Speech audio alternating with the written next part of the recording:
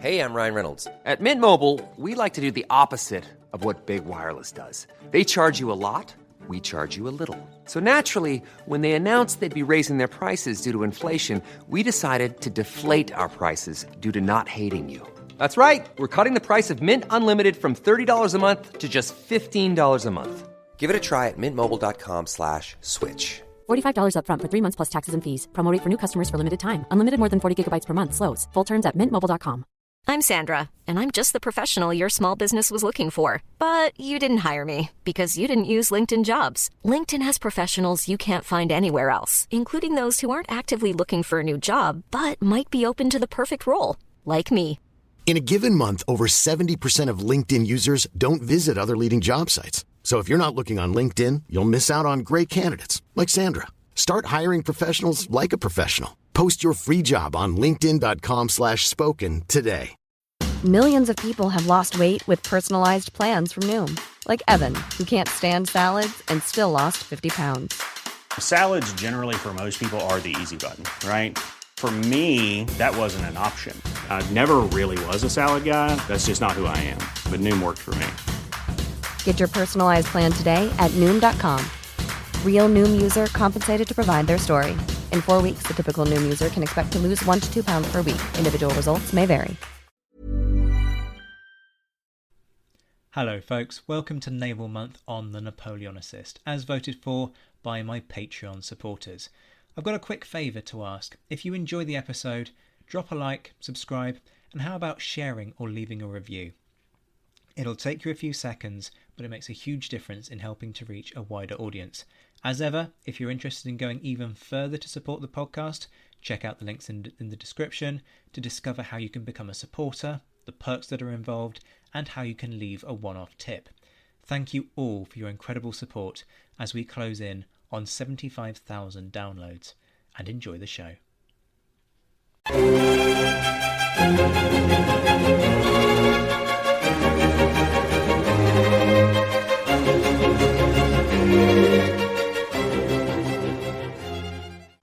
Hello and welcome to the Napoleon Assist as we continue with Naval Month. So, in the past, we have brought you such great hits as Boney's Boys in Spain on Napoleon's Marshals. We have brought you Nosey's Boys in Spain on Wellington's Generals. So, today we are doing, yes, you guessed it, Napoleon's Admirals, Boney's Boys on the High Seas.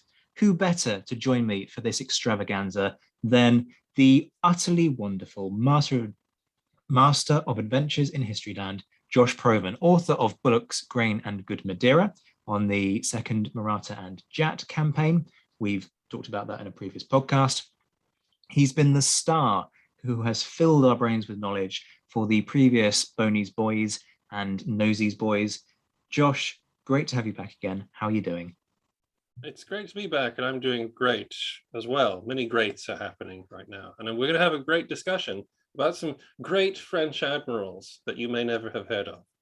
Which is why I'm kind of looking forward to this, because we started chatting about it. You came up with a list of people, and the more I looked at it, the more I thought, this is really good. We need more on this. We need decent books. I mean, we talked about this in the past. It would be really nice to have a proper study of Napoleon's Marshals, but actually, proper study of Napoleon's Admirals would be really nice as well. So let's start with a tricky little question.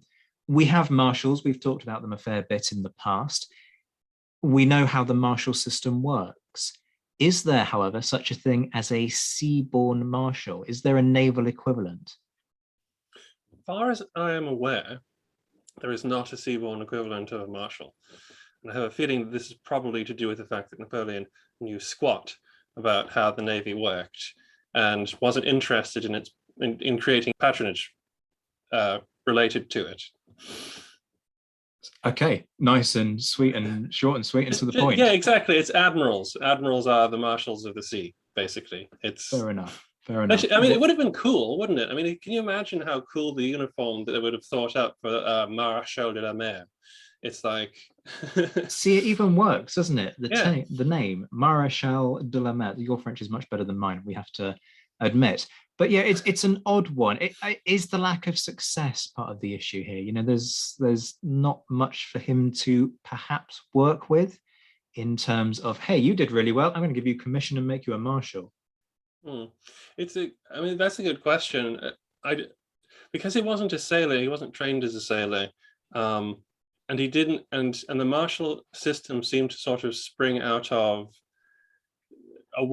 rewarding his buddies, kind of his colleagues, basically, people who he thought could help him get along, because he had nothing to do with having to bother with the sea except asking the directory now and again, could you send a fleet over to Italy and help me out with some supplies? I don't think he really I don't really think he had the interest in doing anything, despite the fact. So I think it's less to do with the success of the French Navy as his just sort of ignorance of it as a useful tool in what he was trying to do. Fair enough. Okay, so let's start looking at individuals, shall we? There's an obvious one here. Let's get the elephant out of the room, as it were. Villeneuve. Now, I've had an eye-opening chat with John Morwood about the guy's motivations in putting to sea at the end of the Trafalgar campaign. More on that on the 21st of October, folks. That's obviously waiting for Trafalgar Day to go out. But let's, before we talk about Trafalgar, dig into, you know, the basics of the guy. Who was he? Where did he come from? And what's actually, perhaps most importantly, his wider career pre-Trafalgar? Well, Admiral Pierre-Charles Villeneuve was born in 1763 in Valençon, which is in the Basses Alps. And he entered the Navy in the Marines, I believe, in 1778. And he served in the American War under de Grasse and was made Lieutenant de Vaisseau in 1786. And just, you know, getting it out of the way here, I'm going to try and de-anglicize a lot of the terminology here for the ranks. So I'm going to try and keep to the French ranks as I have read them. Lieutenant de Vaisseau could command a frigate, but could also, I believe, be a junior officer on a larger ship of the line. So he was made that rank in 1786, and then Capitaine de Vaisseau in 1793. His story is colored by the fact he was of noble blood, and therefore it's similar in a way to many others. So when the revolution occurred, he was deposed and dismissed as a noble, but reinstated in 1795. Though to begin with, the reinstatement was placing him as a major general of the Marine at Toulon. Interestingly enough, quite a lot of people of noble birth did get briefly retired, we'll say, you know, dismissed from the service, but then within a few years were brought back. I guess it was just a test to see whether they were going to basically run off with the ships. But we'll get into that as we go on, because that's quite a common trend to find in the careers of French admirals. In September of 1796, Villeneuve was made contre-admiral and ordered to take a squadron from Toulon to Brest in preparation for the expedition to Ireland. Being too late to take part in that, he was made third in command of Admiral Brue's fleet, and his actions at Aboukir, which is what the French call the Battle of the Nile, were controversial, as he was blamed for his lack of support to the main squadron when Nelson attacked. But he extricated 2 ships of the line and 2 frigates and sailed to Malta, where he became a prisoner of war at the capitulation in 1800. After that, Villeneuve skipped around a few commands. In 1804, he was created vice-admiral and appointed commander of the Toulon fleet. And he raised his flag on La Boucantere late in the year and put to sea, hoping to lift the blockade of Brest and sailed to the Channel to allow passage of the Grande Armée. He dotted around the Atlantic, dodging British fleets, joined forces with Admiral Gravina of the Spanish Navy at Cadiz, and but could not break through into the Channel. You have this action at, I believe it's Cap Finisterre against Calder, which is inconclusive in the fog. Nobody's very happy about it. Napoleon's furious that Villeneuve hasn't got through, and everybody in Britain is saying, "Oh, Calder, you dope! How could you not have crushed them?" And I think that there's even Wellington had heard about the action at Finisterre and talked to Nelson about it in that one meeting they had. He's saying it just won't do. You know, you Lord Nelson have brought us to expect more, and that sets up the Trafalgar campaign. Villeneuve is essentially being asked by Napoleon to break through within the year, and he's facing legitimate disgrace at the time of 1805. Dismissal probably is on the cards for failure to get the fleet to the Channel, La Manche, and obviously Trafalgar happens as a result of the attempt to do that. The confusion around the massive maneuvers of the Atlantic chase and things like that aside, if you boil it down, what happens is Nelson manages to get ahead of the French. The French end up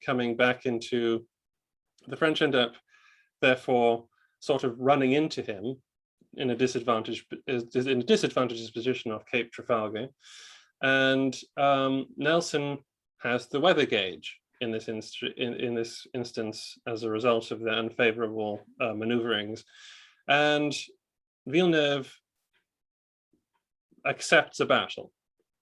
I don't know precisely the technicalities as to whether or not he could have just turned all the ships around and run for it. He probably could have, because it took the British about an hour and 40 minutes to actually get into the point where they could fire their guns. But he decided to fight. And, well, you know, we know what happened there. So I'm going to say, I think it's unfair to criticize Villeneuve's command of Trafalgar too harshly, except to say that he undoubtedly did not manage it very well. He had the disadvantage, obviously, of losing the weather gauge, and despite seeing Nelson's columns coming at him, he did not really try to organize an efficient counter strategy that would allow his vanguard, especially, to enter the battle earlier or at all, as it turned out. But we'll get into that with going on to a different guy later on with a different individual. So we'll come on to the whole thing with why things don't work out at Trafalgar, but I just wanted to chip in here and talk about the Nile for a moment. Again, talking to John, he was talking about how Villeneuve was essentially haunted by what he saw, and given the story of what happens at the Nile, I wouldn't blame him for being haunted by what happened at the Nile. But there is kind of that sense of cutting and running, isn't there? So if I have this correctly, they cut their anchors and they just leg it. So there's no effort to assist the remainder of the French fleet. It's just, we're getting out of Dodge. Is that an accurate representation of it? I think it's in simplistic terms, I think that is essentially what happened. And it all comes down to that kind of discussion that is quite common in military history about, you know, if a portion of the army extricates itself from a disaster, is it doing the sensible thing, or could it have somehow changed the course of the battle in some way? To be honest, at the Nile, I really don't think that Villeneuve's squadron, or what was left of it that escaped, really could have done much except get more ships lost.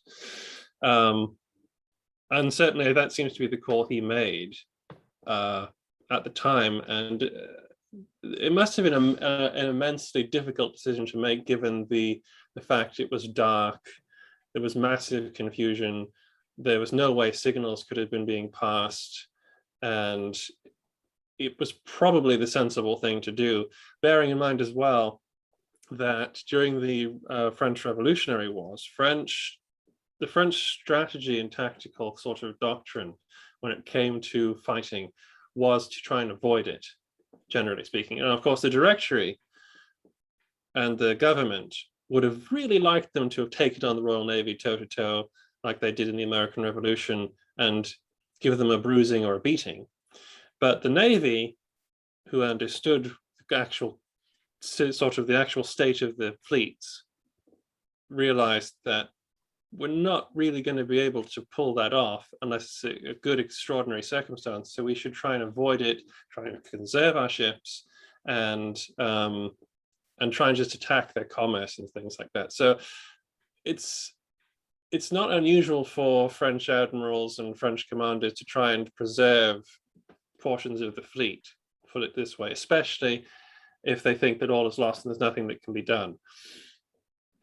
Okay, fair enough, which actually leads us quite neatly to the next individual that we're going to talk about in a way, which is Pierre-Étienne René Marie Dumanoir Le Pellet. Apologies for the horrific pronunciation, which supporters of this podcast do tend to lambast me for, and justifiably so.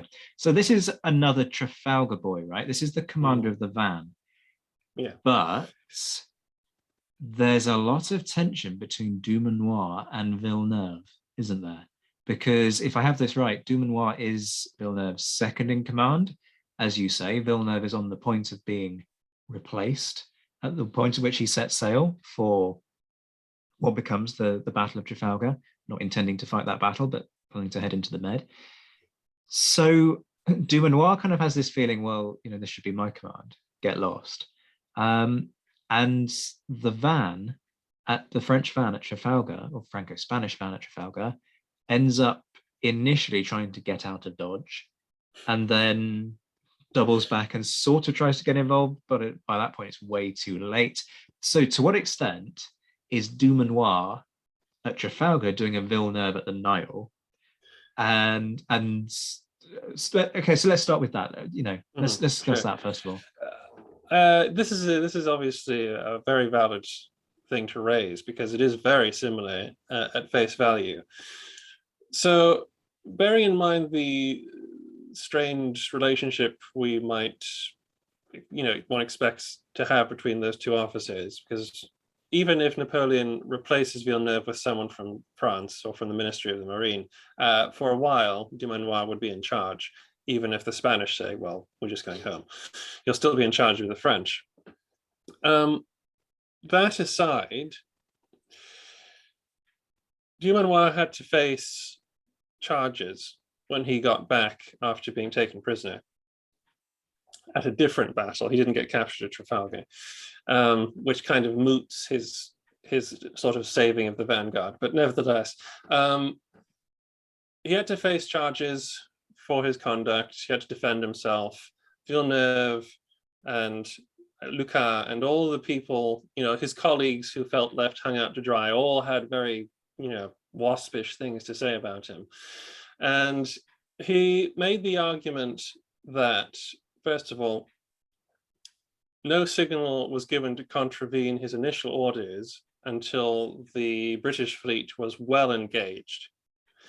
Now that brings up its own hell, because that asks us, well, where is your sense of initiative then, man? Couldn't you see them? Couldn't you see this endless line of British ships piling into the center there? Where's your instincts? You're an experienced officer. But he said there was nothing to contravene the first order, which was to sail ahead until middle of the battle. And in the middle of the battle, the smoke was too much to see Villeneuve's signals. So here we could say that Villeneuve, this goes back to Villeneuve not handling things terribly well, not anticipating the strike from the British ships well enough in advance for him to make signals when everything was clear and tell Dumanoir, get the ships moving this way now, which he obviously didn't do until it was much too late. Dumanoir, it's impossible really to tell when he saw that signal. When he did see the signal, there seems to have been a half-hearted attempt to turn the ships back, but the wind was against him, or at least unfavorable to him, and he couldn't get back really into the battle. A handful of ships did manage to They helped out Admiral Gravina's squadron get clear. I believe harsh words were said by at least one of the captains under his command, who just said, "I'm going in without you," right? And I think some of his ships did actually just go and enter the fight because they were disgusted with his lack of fighting spirit. But but is it like Villeneuve at Trafalgar? Could he have actually intervened at the point where it's logical that he could have intervened, i.e., past afternoon, fleets are well engaged, at least an hour into the battle was when he actually started to turn around or something like that. It's unlikely he could have done a lot to rescue a victory out of the jaws of defeat. I think it's more a question of he probably could have been able to rescue some of the ships and help them escape. The fact that he didn't or wasn't able to could be down to his interpretation of the orders, his dislike of Villeneuve, could be a massive amount of things. I don't think it's as simple as Villeneuve at the Nile, Aboukir, saying that all is lost, I do not know what's happening, we have to get out. Here, he could actively have got into the fight if he'd wanted to, or at least have put himself in position. I don't think it's as simple, but there are mitigating circumstances, as he said. The wind was against him. He was in a bad position. He did not receive a direct order to enter the fight until about an hour into the battle or so. It's quite a big controversy in French maritime history of the Napoleonic Wars as to how much blame he deserves for his actions at Trafalgar, and indeed at the time. Okay, so let's just rewind to finish the Villeneuve story, and then we'll look at Dumanoir more fully, and perhaps rehabilitate some of his reputation in the process. So Villeneuve, obviously Trafalgar, he's on the cusp of being replaced anyway. More on that in the episode on the 21st of October. What happens post Trafalgar? Is there a court-martial for this? You were about to be replaced, Mush, and you went out, and then you lost the French Mediterranean fleet and a huge chunk of the Spanish Mediterranean fleet. Are there consequences for that? Well, there would have been, certainly. It was actually the law, and certainly in regulations, that if you lost a single ship, that captain would come before, would face charges to explain why he lost that ship. So when you lose that many ships as an admiral, you're absolutely going to get an inquiry into what happened. And this is where some of the recriminations would occur, where he immediately starts saying it's Dumanoir's fault, I did my best, sort of thing. However, Villeneuve being made the scapegoat for French military, for French naval disaster, as probably would have happened since Napoleon wasn't a fan of him in the first place, was avoided by the fact that when he returned to France, I think it was in 1806, he wound up being found, I believe, in Rennes, stabbed 6 times in the chest, which the government said was suicide. Sorry, he's meant to have stabbed himself 6 times in the chest. Yes. He was found one morning in his room, stabbed 6 times, and they put it down to suicide, that he could not face the inevitable disgrace of the court of inquiry, and killed himself by stabbing himself 6 times in the chest. I see. As a result, perhaps, of his heroic and noble sacrifice of taking responsibility for this defeat, his name is on the Arc de Triomphe. Villeneuve's name is on the Arc de Triomphe. That is my understanding, yes. Each side of the Arc de Triomphe, his name appears, yes. For Triumph where? Because clearly not Triumph at Trafalgar, and clearly not Triumph at the Nile. Yes, exactly. This is a very interesting thing. I mean, he was a very experienced sailor, and he did fight very bravely at Trafalgar. No question, yeah. even if he didn't particularly do anything brilliant to stave off defeat. And Collingwood described him, and I quote, as a well-bred man, and I believe a very good officer. He has nothing in his manner of the offensive vaporing and boasting, which we perhaps too often attribute to Frenchmen. That's very noble of Collingwood there, and a lesson to us all. But yeah, I don't know why precisely his name was put on the Arc de Triomphe, because although he was a very capable officer and one of the most senior in the Navy and had risen through the ranks very fast,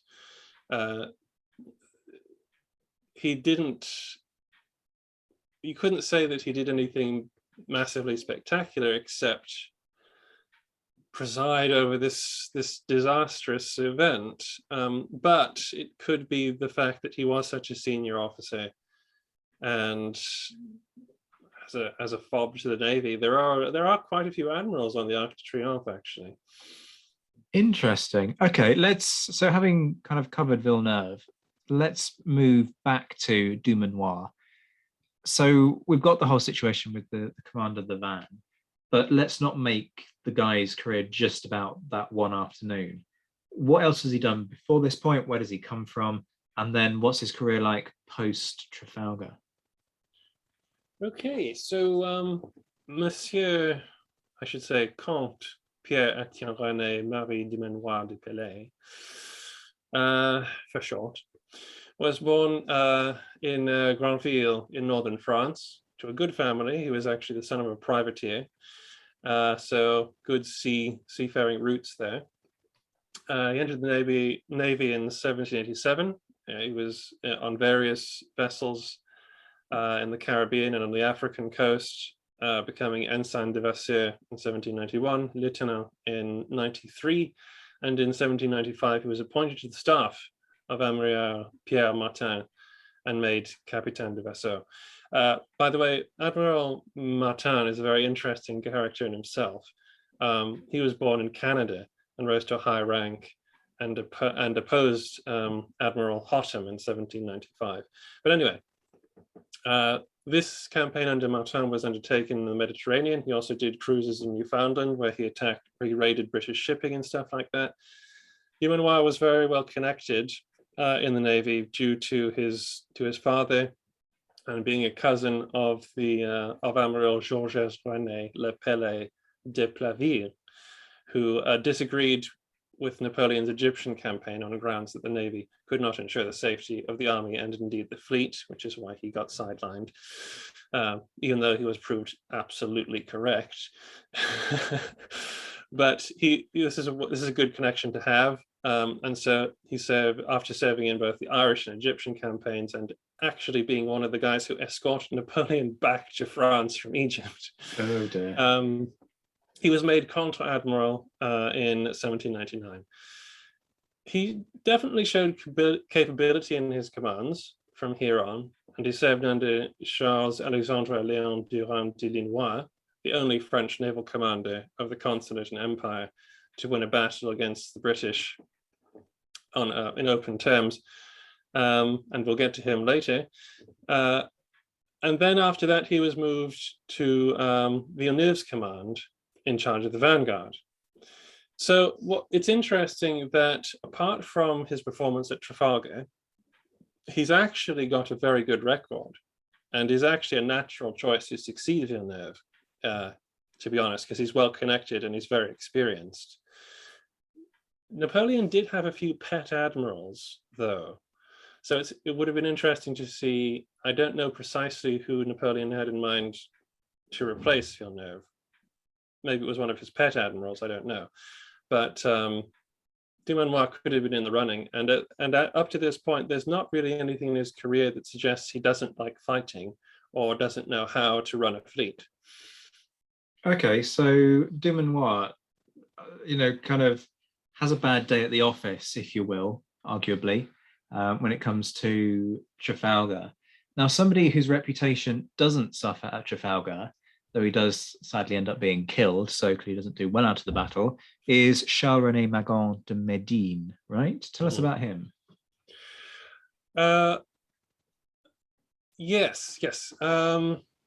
Charles René Mergon was born in Paris, actually, in 1763. So not really anywhere near the sea. But he joined the Marines in 1777. A lot of these guys entered through the Marines, and made Lieutenant de Vasseur in 1786 after much active service, going to serve in the East, and where he was arrested at Ile-de-France in 1793, I think probably due to the revolution, due to the outbreak of the revolution. And like I say, a lot of officers found themselves briefly arrested and then restored to rank.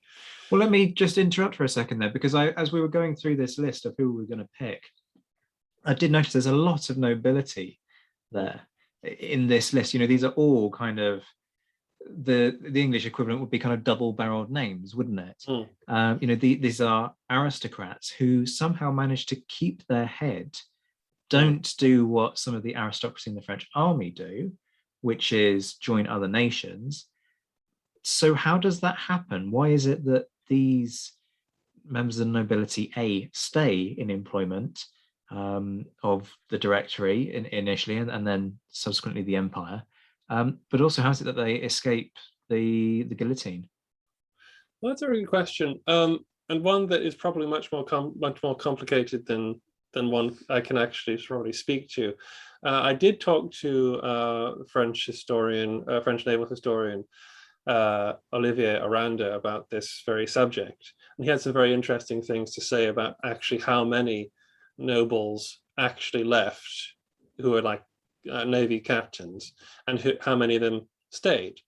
And I don't know whether it was the case that the Directory did understand that whereas you do not necessarily need to know everything about running an army to be a general, you cannot just be so flagrant about getting rid of captains and men of experience at sea, because it's a totally different thing.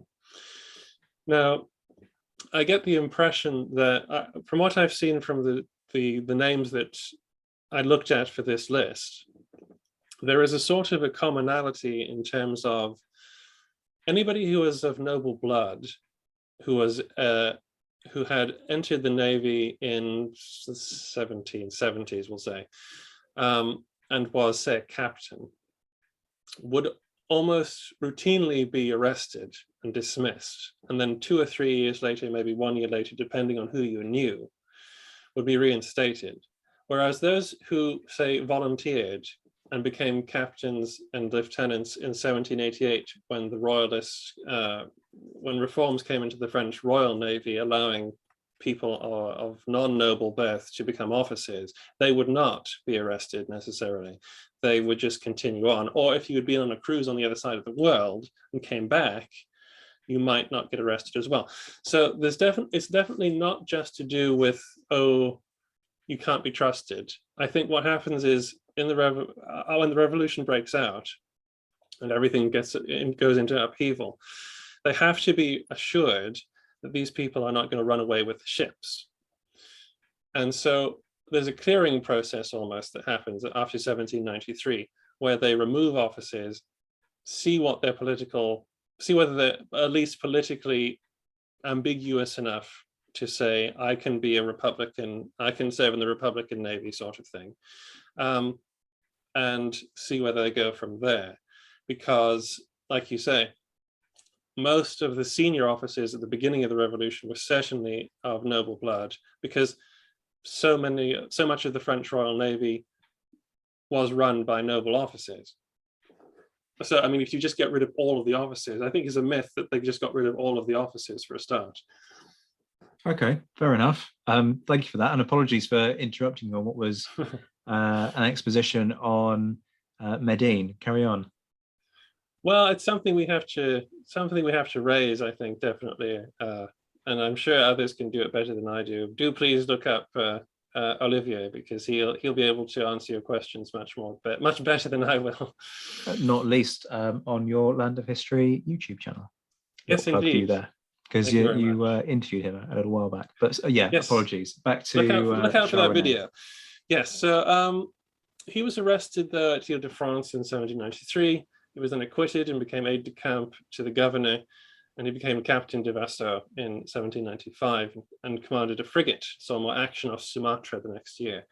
On his return to France, he beat off some British ships trying to harry his convoy, and his services in the French Southeast Asia saw him presented with a set of ceremonial armor by the French Company of the Philippines.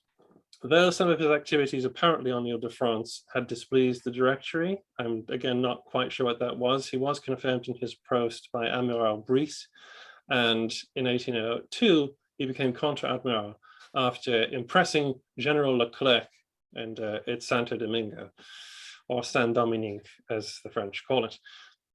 Magon was involved in the abortive operation to invade Britain in 1804. He played a part in warding off the British attempts to get at the flotilla of barges and commanded the rear guard at the Battle of Finisterre. At the Battle of Trafalgar, he was 42 years old, and he had been present at 12 naval actions. And his rear guard squadron exchanged blows with Collingwood's squadron. In the afternoon of the battle, his ship Algeciras, a 74-gunner, came alongside HMS Tonnant, 80 guns. The British ship fouled on the San Juan Nepomuceno and allowed the French to rake the decks with musketry, while the British gave it back to her from their starboard battery of guns. Magon, and by the way, I'm very aware that I might be using a hard G here where I should be saying Magon. I'm very sorry if I'm doing that, because I think it's probably Magon. He felt that he could board it and take the British ship, and he started to lead his men over the side. But the British sprayed this boarding party with grape from the forecastle guns, and Magon was hit in his right arm and head, and his wig flew off. But though bruised and bloody, he refused to be taken below to see the surgeon, and waving his sword, he called his men not to give up, and he was again then hit in the shoulder by a musket ball. And still, this incredibly brave idiot staggered forwards, gathering his men behind him, still upright and still determined. He was then basically cut in half by a cannonball. And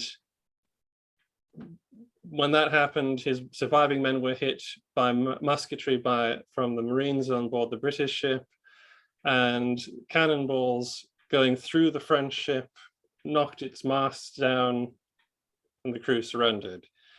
And his name appears on the south side of the Arc de Triomphe, and he is remembered as one of the tragic and heroic French heroes of Trafalgar. I think basically dying well will get you on the Arc de Triomphe in this case. That's quite a way to go.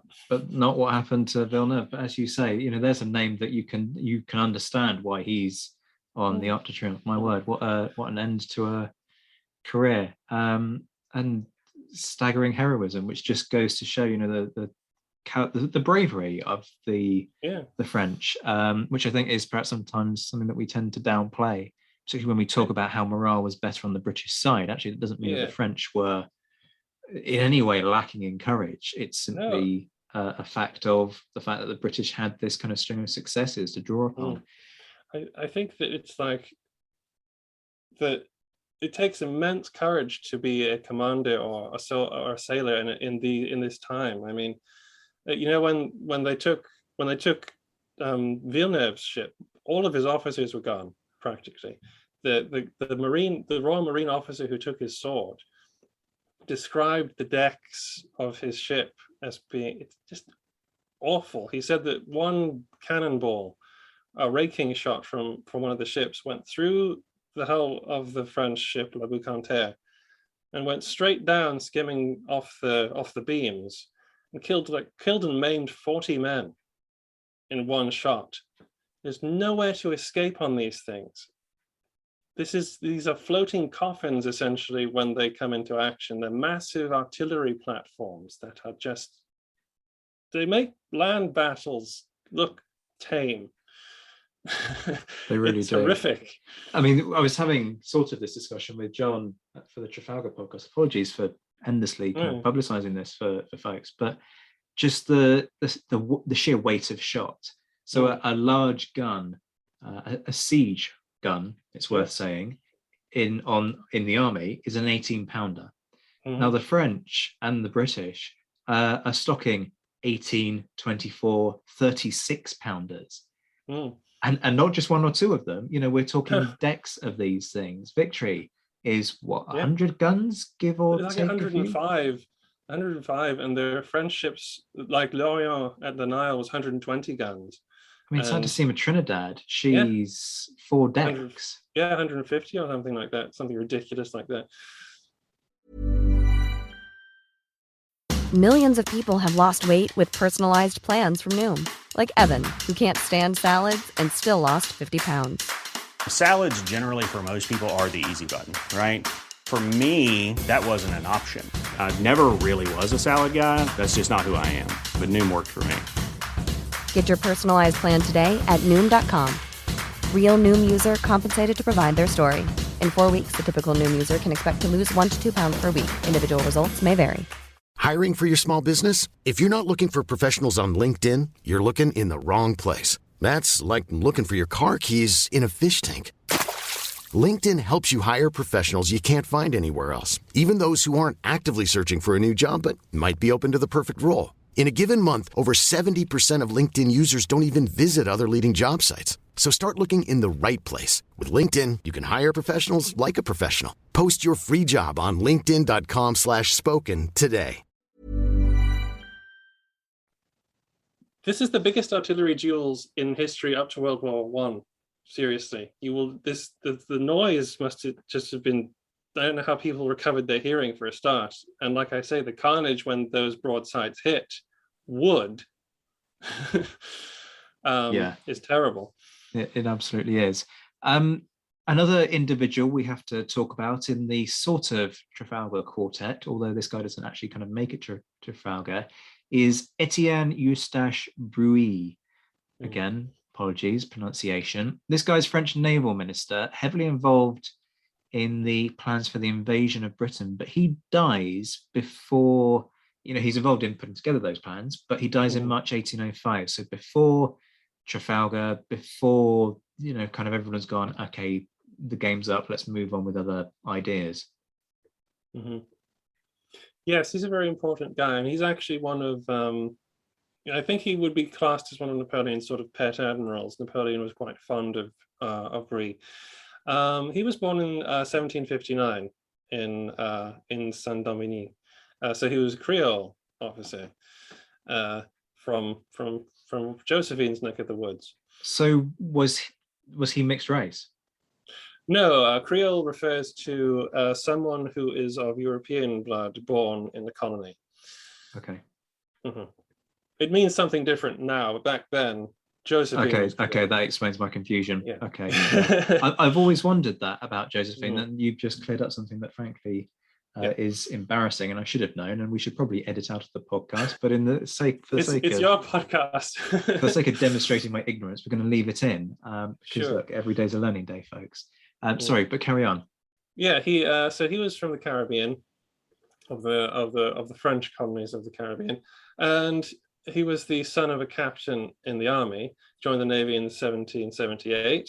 I think he actually joined at a fairly low rank, because by 1783 he was a corporal in the Marines, having seen extensive service in the Caribbean. So we're talking like he's a very grassroots guy here.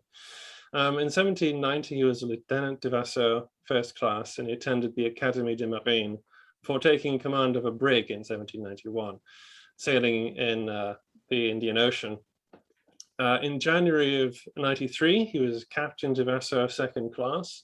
And also in 93, he was deposed by the people's representatives of Brest, which shows that you didn't, just because you weren't of noble blood, didn't mean you couldn't be suspected of possibly going to nip off to the Austrians or the Russians with one of the Republic's ships. And like I said, I think this is really, to be honest, it's not necessarily like an evidence of the repressiveness of the regime or something. This is literally national defense. These ships are technologically very intricate things. They're very expensive. You cannot mess around with who is commanding them. So anyway, he gets reinstated by the representatives as a captain de vaisseau first class, so he gets a little promotion. And then immediately given the role of Major General, which I think is actually Major General, which is a staff position, which is confusingly apparent in French Navy circles. You can have Major Generals of the Marine. At Brest, he continued in a staff capacity during the Irish expedition of 1796, and he became a Contra-Admiral in 1797. His skills as an administrator were obviously quite remarkable as he moved on to be named, as you say, Minister of Marine and the Colonies by Lazare Hoche in 1798. And he filled that role until he continued in that role. He was created Vice Admiral at Brest. Now, in 1799, he actually goes back to sea and he embarks on a massive campaign celebrated as the Croisière Tibreux, where he sets out with the largest fleet the Republic has, ostensibly to rescue the army in Egypt, but ends up feinting towards Ireland, going to Cadiz, leading Lord Keith a merry dance, winding up out in Cartagena, before returning safely again to Brest. And yep. So, forgive me, but you said the plan was to rescue the French army. Yeah, he didn't make it there. He didn't make it there. The British were in the way, so he had to divert out.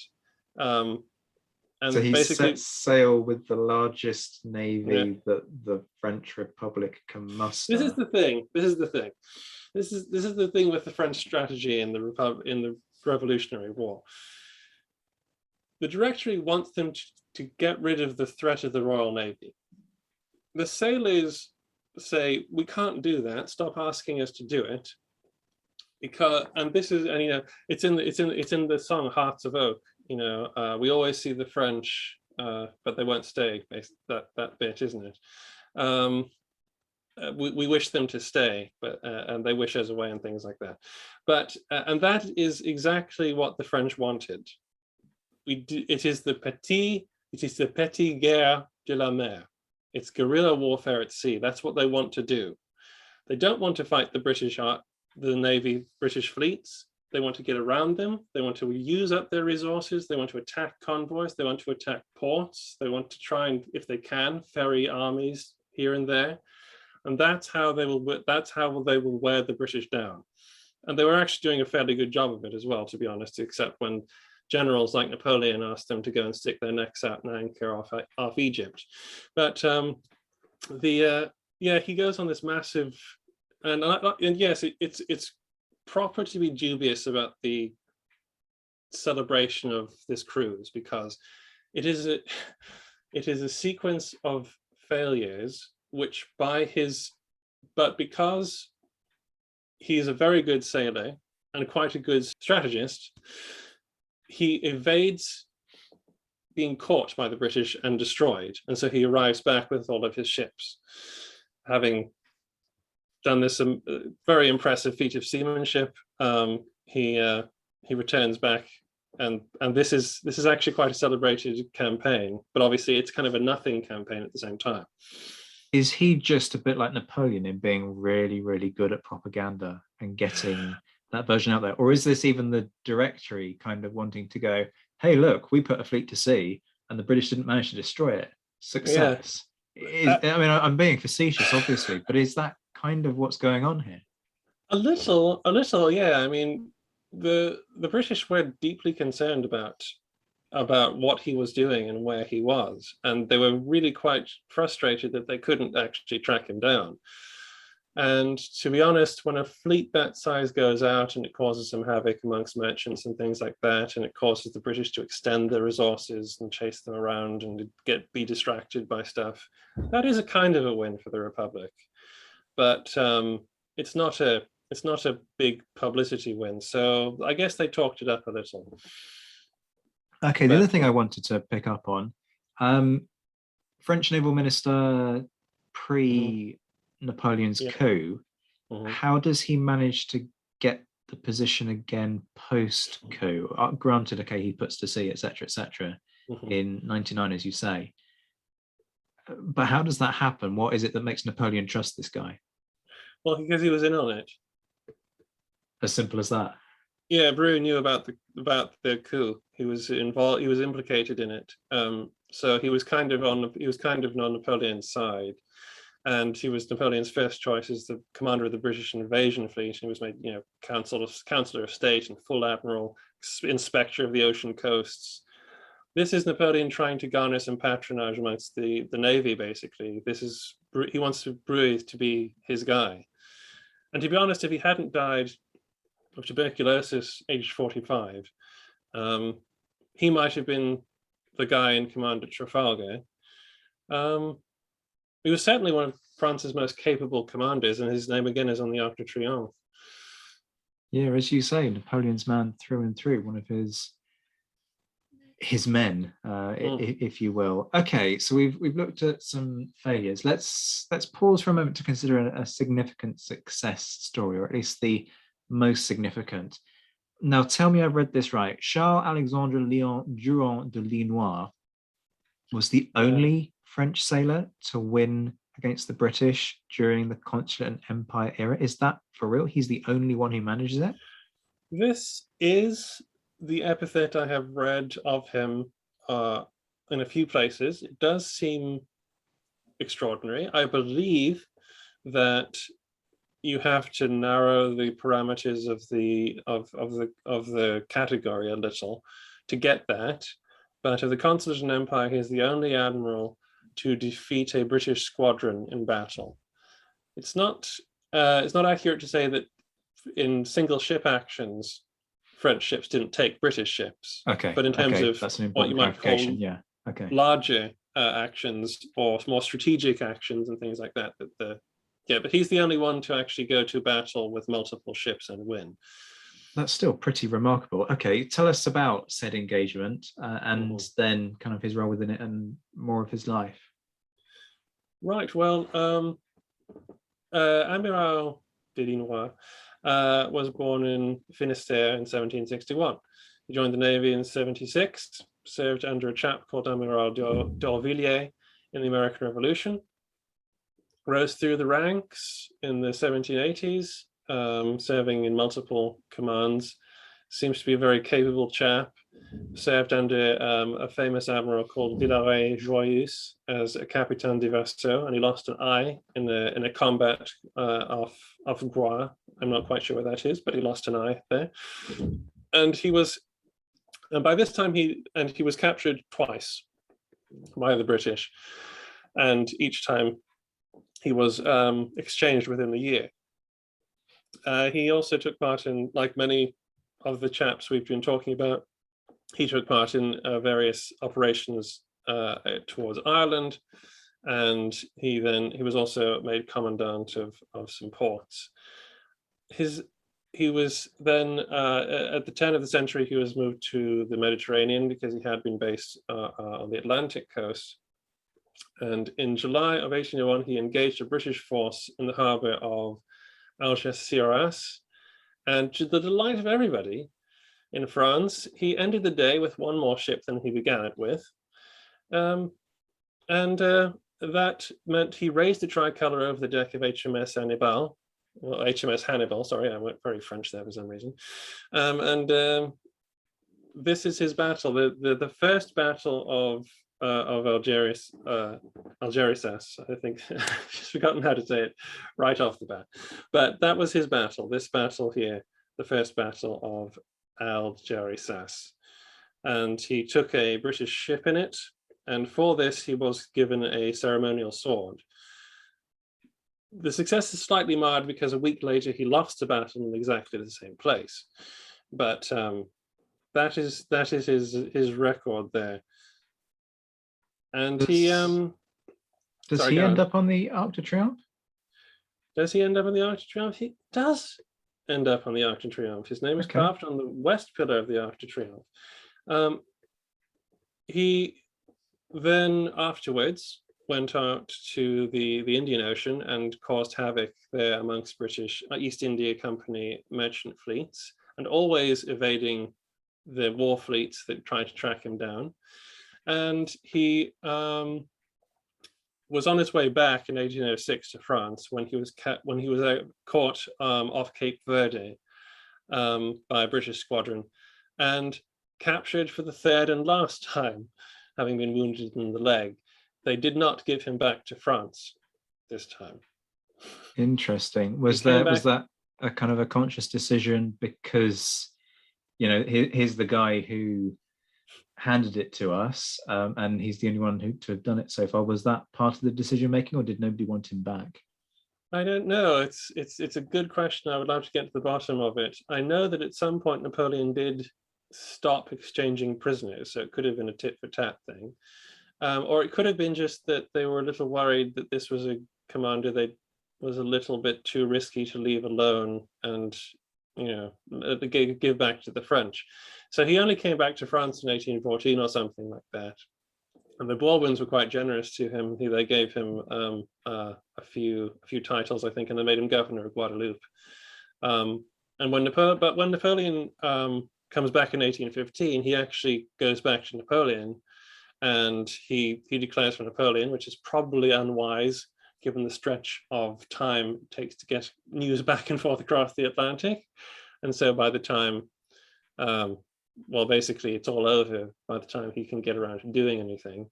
And he has to surrender Guadeloupe, and he has to face charges for treason. He does get away with it. Nobody executes him. The royalists seem to have no interest in having his head. But he does resign from the Navy in 1816. So yeah, you can kind of get a hint that there was a discussion that went on there, can't you? Mm-hmm. You want to stay alive? Well, you ain't going to serve anymore. Yeah. Such was the way with some of these things. All right, then. Let's keep the momentum going. So Francois Paul Rouet de Gallier. I'm not even going to keep apologizing for the pronunciation. We're way past that point. This guy, he commands at the Nile and dies in the process. Is this the guy on the burning deck? Yes, this is the guy on the burning deck. With the boy who refuses to leave his relative's side? Well, that's a good question. I'm not quite sure if he is that guy on the burning deck, but he is on the burning deck. That is for certain. I don't know. Okay. I don't know who would be able to confirm that because so many people died on this ship. This is true. Bray de Gallier. It is a difficult name for English mouth to get around. But in 1753, he's born to an aristocratic family in Uzès. And he joined the Royal Navy as a volunteer in 1766. So he's one of the earliest guys we have here. Extensive service in the 1770s as a Marine officer in the Mediterranean. In 1780, like a lot of people, he transfers from the Marines, becomes Lieutenant de Vaisseau. Saw action in all the battles during the American Revolution under the Comte de Grasse in the Chesapeake. In 92, he was made Commandant de Vaisseau and went on expeditions under Admiral Provan, who is again a very famous French admiral who became notable for a lot of creditable actions during the Second Empire, and he was just getting somewhere basically when the revolution put the brakes on his career. Again, similar story to the other guys. He was detained and arrested on orders of the convention. He actually resigned and was then dismissed, only to be recalled in 1795 and made commander of the Adriatic Division and then Contre-Admiral in 1796, Vice-Admiral and Commandant en chef de l'armée navale de la Méditerranée.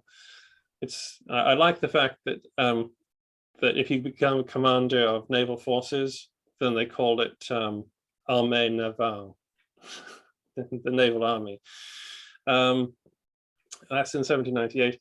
And in this capacity, he successfully supplied Bonaparte in Italy by sea. And as a result, Napoleon asked for Rouet to ferry him to Egypt. Now, obviously, some sort of high-ups in the French Navy said, please don't ask us to sort of just present ourselves as targets to the British when we do not command the sea. It is impossibly stupid to launch an amphibious operation when we cannot secure either the fleet or the army. But Napoleon was in with the Directory. The Navy was not, and he got his way. And on the 5th of May 1798, Bray raised his flag on Lorient, a 120-gun ship of the line. In accordance with General Bonaparte's plan, he assisted in the capture of Malta and then conveyed the Armée d'Orient to the mouth of the Nile, where he was instructed to either return to France by Napoleon or enter the harbour of Alexandria. This presented Bray with a problem, because he'd given all his supplies to the army. He couldn't get the fleet into. He didn't like the harbour of Alexandria because he thought it was too shallow, and he didn't really want to get the fleet trapped inside an Egyptian port either, because he had managed to evade Nelson, who was dallying around in Naples or something like that. But he had no. I don't think he was stupid enough to think that they wouldn't eventually figure out where he was. He decided that he had to therefore stay in the mouth of the Nile at Abu Qir until he could get more supplies. And he wrote back to the Ministry of Marine in July saying that we are awaiting the conquest of Egypt so we can get supplies, so we can get out of here, basically. And at the same time, he was complaining that he had 15 days of biscuit left for the fleet. This is about, at my count, this is 19 days away from the 1st of August when the first British ships come in sight. And he also says that the crews are deficient, they're low morale, the rigging is rotten, and everything is going to hell, pretty much, sitting at Abu Qir. And as he's sitting at Abu Qir, up rolls Nelson. And so the worst has happened, they've found it. And at first they think, okay, well, we'll just anchor here. We're pretty safe. There's no way they're going to get us this close to shore. Unfortunately, it's Nelson. And Nelson says, well, actually we can. We'll just do it at night. And we'll just go over these shoals and we'll just get around them to where, you know, so we can use their blind sides against them, which is absolutely insane, but it works. And there are some guys in the French fleet who say we should just try and get out of here. I believe his second in command says to Bray, or suggests to Bray, that we should try and escape. And Bray sort of has either just gotten fatalistic or thinks that he can hold his position or something, because he orders the hammocks to be taken down and prepared for action. So he's expecting a fight at some point, but nobody expects it to happen so late in the day, so that the battle basically occurs in the dark. And I mean, talking about, you know, brave last stands, such as Magon at Trafalgar, Bruy also has a very brave end to him. And unlike Villeneuve at Trafalgar, I'm not really sure there's much he could have done once the battle started to have altered anything, really.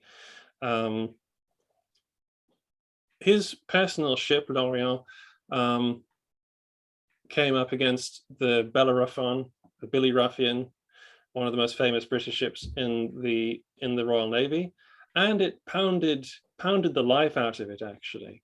This is a 120 gunner, and a Bellerophon does not have that many guns.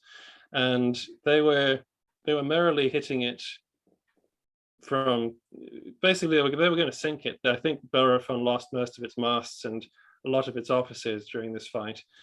But because the French ships couldn't support each other and the British ships could, more British ships rallied round, and soon L'Orient was surrounded, and the French fleet was taken out piecemeal, and Bruy was on his quarterdeck, and he, or the banc de carte, as the French seem to call it, and he was wounded several times, and then, according to British sources, he was mortally hit by a cannonball. Some people say it was almost cut in half or something like that, but others say that he lost both his legs. And he had himself strapped to the deck in a chair so that he could keep commanding the fight until he eventually died about an hour before fire broke out on the Orient, and it exploded, killing around 800 men who were alive at the time and wounded, and therefore accidentally becoming the symbol of a great British victory, and at the same time a symbol of this tragic event for the French Navy. This dual purpose of the coffin that L'Orient became is the sort of the epitaph to Bruy. Yeah, this is the flip side of these ships basically being floating artillery platforms. They are made of wood, and gunpowder plus fire plus wood equals, as you say, some horrific incidents such as this. And this is not the only ship to go up in smoke in this way, and it's a horrible way for it to end for the crew. Now, you wanted also to talk about the second in command at the Nile, didn't you? Count Armand Simon Marie Blanquet du Chayla, which is one hell of a name. Tell us about this guy. He again is quite an experienced officer. He served in the American Revolution because he joined the Navy in 1759. Quite a lot of French officers had experience in the American Revolution in cruising to take merchantmen, and often most of them had been captured at some point in their lives as well. De Chayla had also been captured. He was interesting as well because he had also gone off. He'd also been given orders in 1786 to 7 frigates hunting pirates off Albania, and then he was a commander and a capitaine de vaisseau just before the French Revolution. And again, he's an interesting guy because instead of being, he seemed to be acceptable enough that he wasn't given much trouble during the Revolution. There is definitely an idea that if you sort of just stay out of trouble in the early 1790s, and even if you were briefly arrested, if you could stay in the Navy, even if you were an aristocrat, your promotion prospects would accelerate quite fast. That was, a decent thing for a lot of career officers, that they went up the ranks really fast after the Revolution, because from 1793 to 1795, he went from captain to commanding a division the next year. Again, the next year he was Contra-Admiral, and then he had some high-level administrative appointments, such as Deputy Minister of the Navy, and then appointed Inspector General of the Mediterranean coast. So the same year, in 1798, he was appointed commander of the 2nd Squadron and commander of Brui's Egyptian fleet. At the Battle of Aboukir, he was on record of having suggested to Bruy to not engage or to try to escape. But like I say, Bruy seemed to feel that he was safe enough in the position he was in. And the only problem, he was probably right. The only problem was that he was against Nelson, and Nelson was a tactical genius who knew how to get ships into ridiculous positions and get them fighting. So Chayla commanded his ship, the Franklin, which I assume is named after Benjamin Franklin. Having a portion, he commanded that ship very bravely. He had a portion of his nose shot off during the battle, but was captured, unlike his commander. And he resigned after the Peace of Amiens. But Napoleon seems to have kept him around and made him a member of the Légion d'honneur, and given a series of similar honors under Napoleon and the Bourbons. But he didn't take really any further active commands after the Peace of Amiens.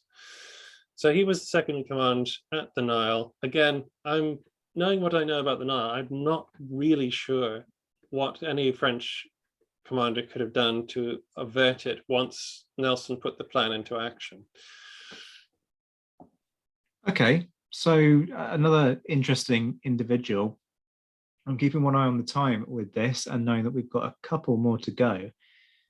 And I wish there was kind of a crumb of comfort to offer with these, because we have focused a lot on negativity. We picked out the success where it was there, but this next guy, he loses his squadron, his entire squadron at the Battle of San Domingo. This is Corentin Urbain de Lesigue.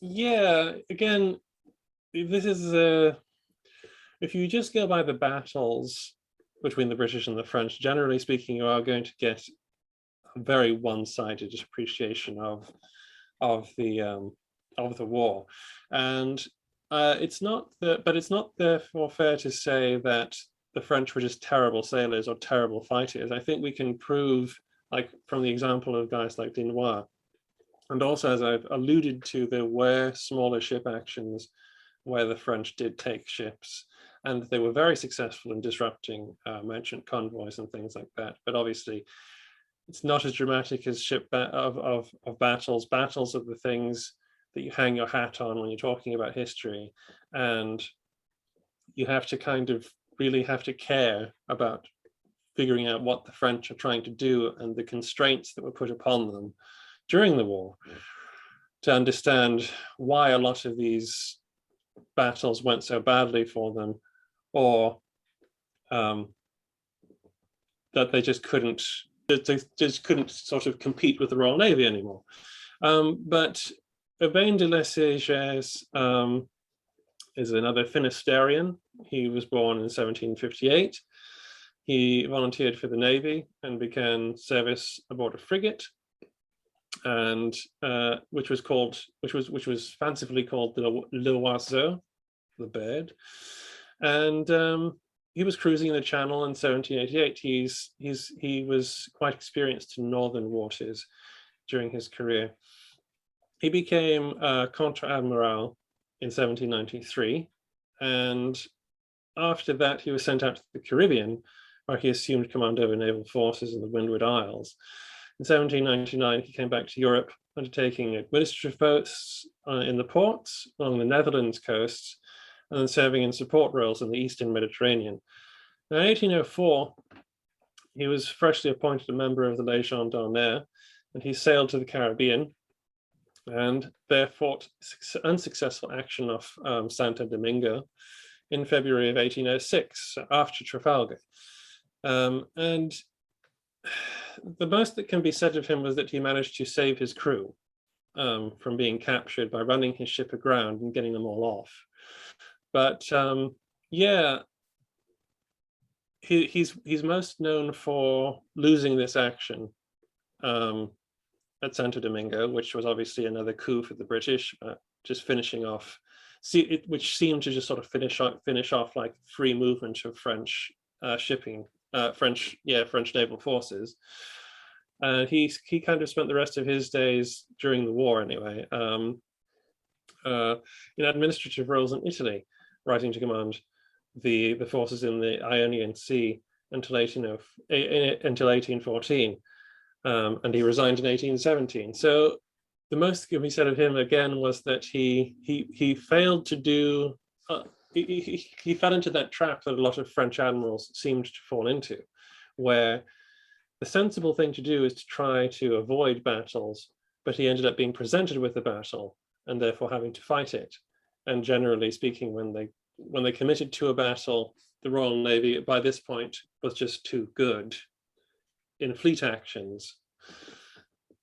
It does show that running theme that actually the suggestion of the Directory is right. And so for all that I've mocked it over the course of this podcast, I'm kind of regretting having done that, because there is this kind of repetition of success for the British, defeat for the French. And as you say, perhaps the best thing is, I've always been a little bit skeptical of this idea that that it was impossible to defeat the British at sea. Well, we've established that actually that's not the case, as we saw. Yeah, I mean, in the written record, certainly. Yeah, I mean, certainly in the written record, as it played out, it does seem impossible. I think actually within the what if realm, the counterfactual realm, if you look at the components of the French Navy, you look at their history, you look at the materials they're working with, there's no reason why they can't or couldn't have defeated the British given the right circumstances. But there's so many problems besetting the French Navy at this point. And the biggest problems are essentially not that they're not as good at fighting. In all the battles that the British fight against the French, a lot of their ships perform excellently and really pound a lot of, like ship for ship, some of them really send the British a message, to be honest. So it's nothing really to do with the quality of the crews so much, or even the ships themselves, or even the commanders. The Royal Navy is just much better funded, it's much better organized, and it has been at sea for much longer. So I think these are the key things to remember when we're talking about the French. It's not inevitable that they couldn't have managed to gain some ascendancy somewhere, but the British just didn't let them. And obviously problems within the French consulate and empire, Napoleon not caring about the Navy particularly, solely concentrating on land warfare because he didn't trust the Navy after the Revolution, misunderstanding completely what the Navy of the Revolution was trying to achieve. You have all of these many problems that beset them. So at the same time as it seems impossible for them to get anywhere, they kept ships in the water. They kept being a threat even after Trafalgar. So I think there's definitely more to it. For me, it quite often comes down to a question of drill. You know, the British crews are just so finely drilled, and you could make the argument that in a sense, experience of being at sea and maneuvers at sea is your naval equivalent of, you know, battlefield drill, isn't it? For the army. So we've got one last one to discuss, a namesake almost for me, Zachary Jacques Theodore Allemand. Am I going to want to adopt Zachary as an ancestor, or is this going to be a continuation of unfortunate French failure at sea? Well, I mean, he reminds me a little of Dumanoir. Not in the sense that he failed to commit to battle, but that his career up to a certain point does not suggest that he's a bad officer. So you might like him. You might actually want to get on board with this guy. Pardon the pun. I'm just pausing for the hilarity to subside in the audience. Zachary Jacques Theodore Allemand was born in 1762 in Morbihan, the son of a lieutenant of vassaux in the French East India Company. He entered the Navy in 1774 as a 12-year-old apprentice and served in the East Indies and the China Sea. And he became a sous-lieutenant de vassaux after the 1786 Navy reforms, and was a full lieutenant in 1792 and a captain the next year. In 1806, he was made Admiral after some distinguished service, including the capture of some rich convoys in 1805, known as the Allemand expedition. And these expeditions are sort of key points in French naval strategy. These are quite successful things. Lots of the successes that you can find in French naval history in the Napoleonic Wars are these long-range cruises undertaken by squadrons that just rove around doing damage and making everything a pain for the British. So this successful raiding cruise was intended as a distraction, and it netted him the plunder of over 100 merchant vessels and the capture of HMS Calcutta. He evaded 3 British squadrons during this cruise, and this earned him the nickname L'Escadre Invisible, the Invisible Squadron. Okay, so far so good. Yeah, I think he's someone that, you know, you would want to sort of, you know, associate yourself with. I mean, so far he's loaded, he's got a cool name, and he's competent in his job. This is good. So what goes wrong? Well, I mean, first of all, he's sometimes noted for occasional cruelty. So they just he's a stern disciplinarian. And his rudeness in terms of command, it got him reprimanded a few times by his superiors. And this brilliant feat of seamanship and strategy was marred by his somewhat diffident handling of the defense of Basque Roads in 1809, where his main instruction for all commanders when it happened was to act as they saw appropriate. For his part, he began dumping guns off his 120-gun flagship Ocean to allow her to get into the nearby river inlet. And the debacle was then blamed on the captains. Scandalously, some were tried, which obviously legally had to happen if you lost a ship, and one was executed. Admiral was then moved to the Mediterranean station, and suspiciously, somehow, there was no trial as to his conduct at Basque Roads, despite the fact that some of the captains ended up getting tried and one of them ended up getting executed. So facetious Zach mode activated. His order is essentially every man for himself. He runs away dumping guns off of his ship in order to end up, if you like, up the creek without a paddle, and manages to retain his command. Come on, Josh, explain this to me. Well, you see, he doesn't maintain the command. He's moved out of command from Basque Roads. He's moved to the Mediterranean station, where he doesn't take any further active command. And he's essentially out of the game because he spends the rest of the war brawling and arguing with all sorts of people until he was forcibly retired in 1813. And he could not get further employment with either the restored governments, and he died in 1826. The idea of the weird idea of dumping cannons over the side to lighten the ship so it can get into a river inlet is actually quite sensible, because he must have felt that the British were going to either burn, because the Basque Roads was rockets and fire ships, if I remember correctly. And so that's a frightening thing to have to deal with. So in a way, it is a somewhat logical order when everything is confusion and it's a surprise attack to tell every captain, save the ship if you can, do whatever you have to do, because they're stuck inside a port, essentially, and they're just being attacked.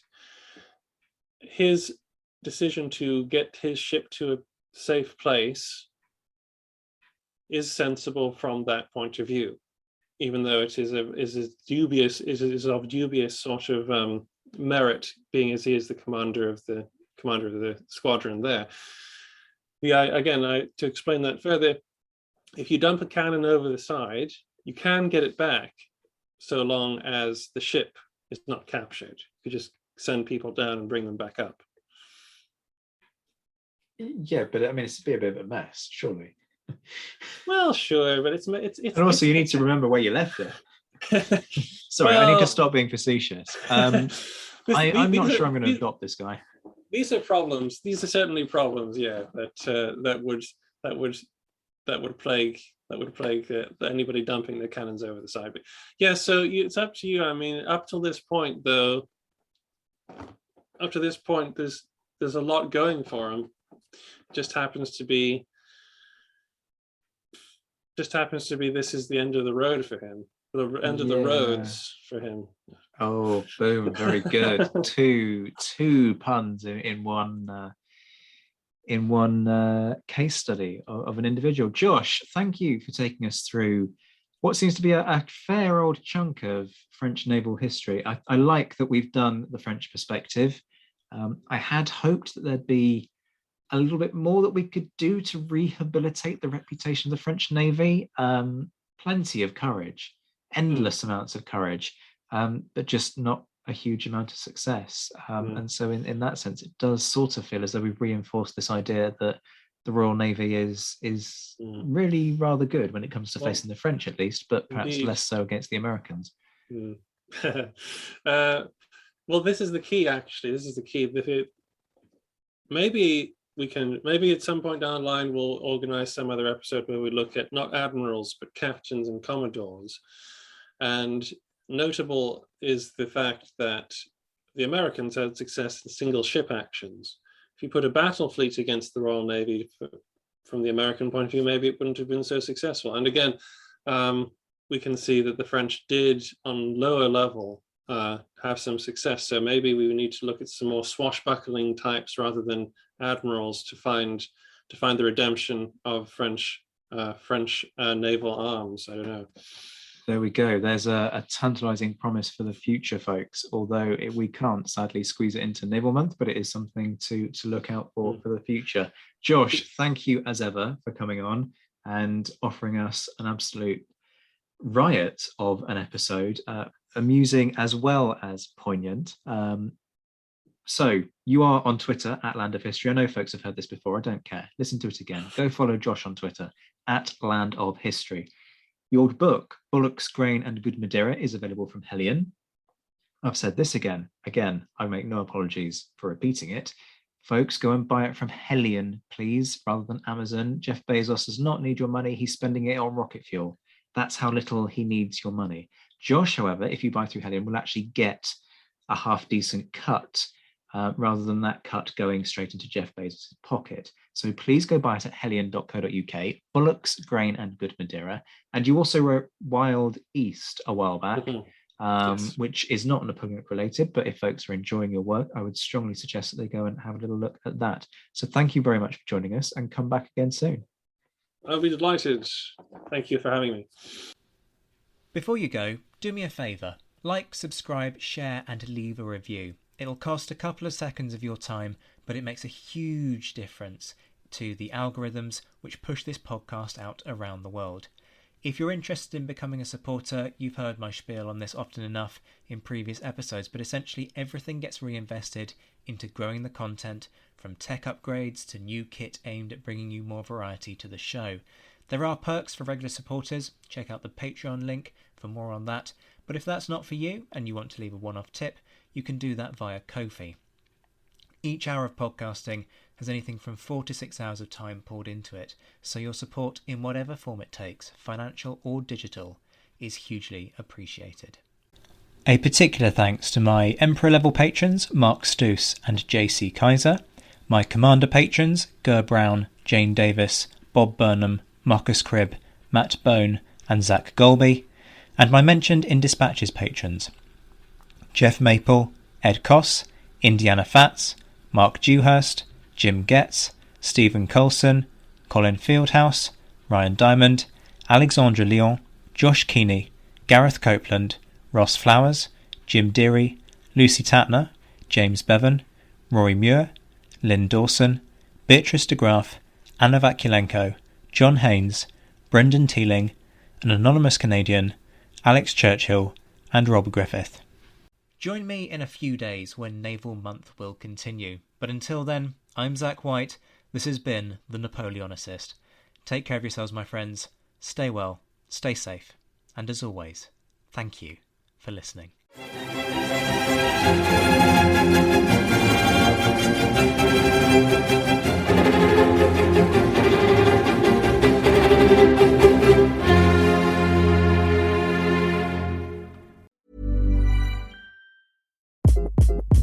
Hi, this is Craig Robinson from Ways to Win, and support for this podcast comes from Invesco QQQ. Invesco QQQ is proud to sponsor this episode, and even prouder to provide access to innovation for the last 25 years. Basketball has had innovations over the years, too. We're seeing the game played in new ways every day.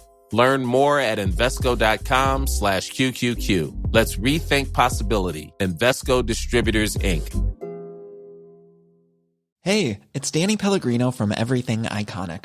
Ready to upgrade your style game without blowing your budget? Check out Quince. They've got all the good stuff, shirts and polos, activewear, and fine leather goods, all at 50 to 80% less than other high-end brands.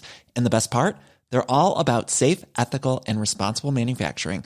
Get that luxury vibe without the luxury price tag.